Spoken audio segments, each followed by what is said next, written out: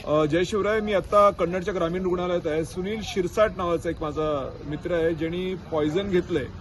त्याचं म्हणणं आहे की दादा पडायला नाही पाहिजे होता. आता मी काय करू?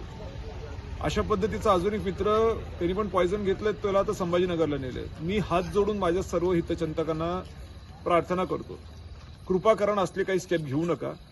कारण का अभी पिक्चर बहुत सारा बाकी है. असं नका समजू की सगळं संपलंय. का? कारण की अजून सुरुवात पण झालेली नाही आहे.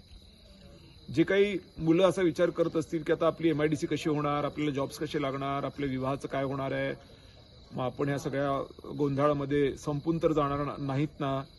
मी तुम्हाला सगळ्यांना एक शब्द देतो, मला स्वतःला विकावं लागलं ना तरी मी विकेन, पण तुमच्या आशा आकांक्षांना कुठंही कोणत्याही परिस्थितीमध्ये मी वाया जाऊ देणार नाही. काय करावं लागलं ते करीन मी. काय करावं लागलं